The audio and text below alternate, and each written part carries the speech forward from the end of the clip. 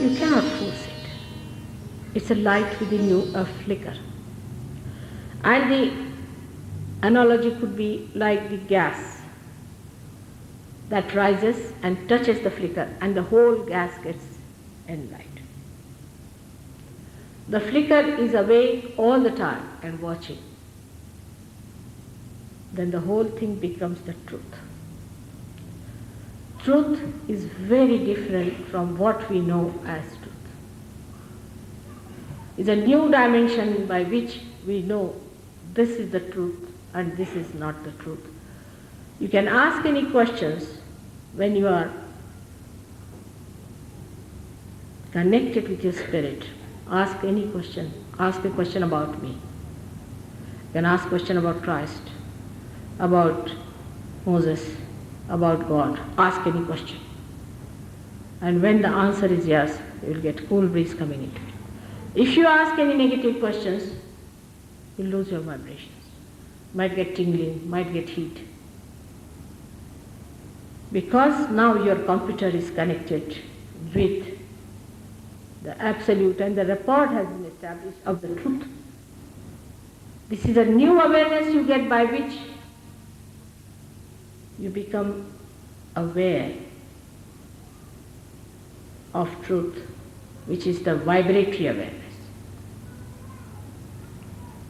Through vibrations, a child also can know. There are many children who are born realized. And they know where is the Kundalini.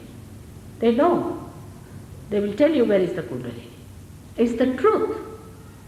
Because they know the truth. For that you don't need too much of mental development. They are very dignified. They understand it better than many elderly people and people who are placed very highly in life. Christ has already said that rich men are not going to enter into the kingdom of God. He's already said, because they are ready. But I would say even those who think they know a lot, all knowing, they will not enter.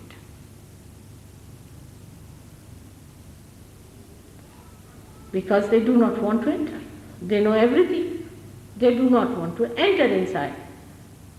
They want to carry their mind everywhere. They want to carry their car inside the hall. How will they enter inside?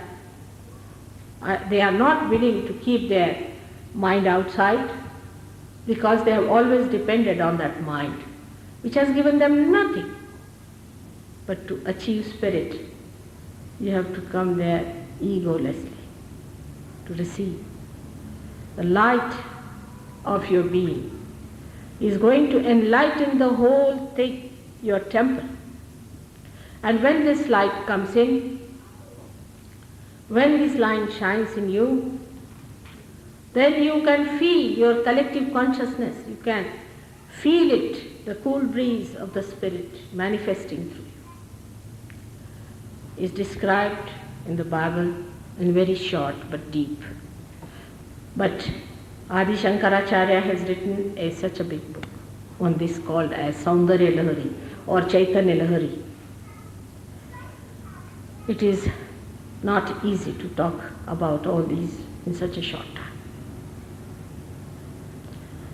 He wrote treatises of philosophy. Great personality he was. Called as Viveka Chudamani. First of all, he gave the conscience the call. Where is your conscience and all that? Viveka Chudamani. Then he wrote many books and ultimately he wrote Saundarya Lahari. In that he says, it's only the description of the beauty of my mother I can describe. And into all details he has described nothing but the mother. Her fingers, her hands, her movements and everything, and what he saw, how the vibrations moved in her, every words that she spoke. You have to read that book to understand Sahaja-Yoga. It's very clearly given all these things. As I told you the other day, William Blake also has written about Sahaja-Yoga, very clearly. But unless and until you have realization, you cannot know the truth. So he is the truth. Sat. Then his chit is attention. is the attention. Your spirit is the attention of God. God is attentive to you through your spirit. And when your attention is enlightened by Him, that means you come in the attention of God. You are looked after by God. All His powers flow into you. All His protection comes to you. You'll be amazed. There will be here Sahaja-Yogis who will tell you how they avoided accidents, what happened after accidents, and miraculously how people are saved. It is nothing new to me. This is the minimum that can happen to a person. This is the minimum of minimum, because all the angels, they take charge. You are on the stage. The angels are there to look after you. And you really start gradually feeling the presence of that blessing, which is the attention of God. So He is the Chit, Sat-Chit and Anand. He is the joy. He is the joy. Because God is joy. He created this universe not to make us serious and unhappy and sulky. See how many flowers, how many beautiful things, how many colors, what He has created for us. For us to enjoy, He has created all this world, not to indulge into nonsense, into filth, into dirt. The dirt of the mind, the sin, the filthy ideas. But to have a clean heart and to have a clean morality within us.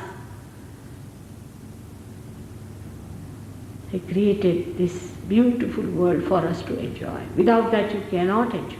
You cannot enjoy.